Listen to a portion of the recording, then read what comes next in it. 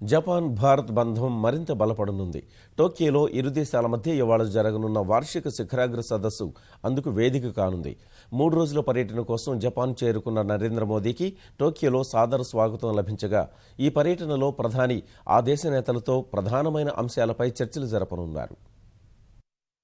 కీలక చర్చలు, ఒప్పందాల లక్ష్యంగా జపాన్ పర్యటనకు వెళ్లిన ప్రధాని నరేంద్ర మోదీకి టోక్యోలో ఘన స్వాగతం లభించింది. ప్రత్యేక విమానంలో టోక్యో చేరుకున్న మోదీని జపాన్ అధికారులు సాదరంగా ఆహ్వానించారు. అనంతరం మోదీ భారతీయ సమాజానికి చెందిన సభ్యులతో భేటీ అయ్యారు. ఏ దేశానికి వెళ్లినా ప్రవాస భారతీయులతో సమావేశమయ్యే ప్రధాని టోక్యోలోనూ భారతీయులతో ముచ్చటించారు. వారి యోగక్షేమాలు తెలుసుకుని వారితో కలిసి గ్రూప్ ఫోటోలు దిగారు.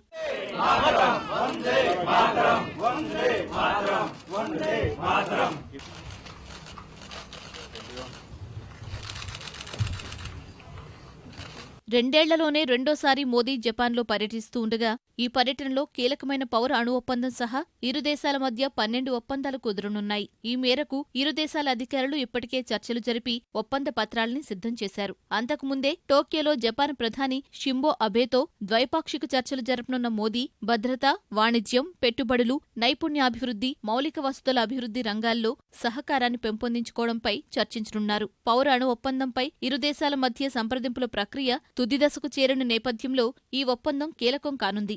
జపాన్ చేరుకున్న వెంటనే ఇరు దేశాల మధ్య సాంస్కృతిక, వాణిజ్య, ఆర్థిక బంధాన్ని బలోపేతం చేసే చర్చల కోసం ఆసక్తిగా ఉన్నట్లు సామాజిక వేదిక ట్విట్టర్ ద్వారా ప్రకటించిన మోదీ ఈ పర్యటనలో భాగంగా జపాన్ పారిశ్రామికవేత్తను ఉద్దేశించి ప్రసంగించనున్నారు. సరళమైన వాణిజ్య విధానం, make in India, digital India, GST వంటి విషయాల్లో ముందుకు సాగుతున్న తీరు వివరించి భారత్లో భారీగా పెట్టుబడులు పెట్టాలని వ్యాపారవేత్తలను ఆహ్వానించనున్నారు. జపాన్ చక్రవర్తి, అక్కడి ప్రతిపక్ష నేతలతోనూ భేటీ కానున్న మోదీ షింకన్సేన్ బుల్లెట్ రైల్లో ప్రయాణించనున్నారు. జపాన్కు చేరుకునే మార్గ మధ్యలో థాయిలాండ్ రాజధానిలో దిగిన మోదీ గత నెలలో మరణించిన ఆ దేశ రాజు అతుల్యతేజ్ భూమిబోల్ భౌతిక కాయానికి నివాళులర్పించారు.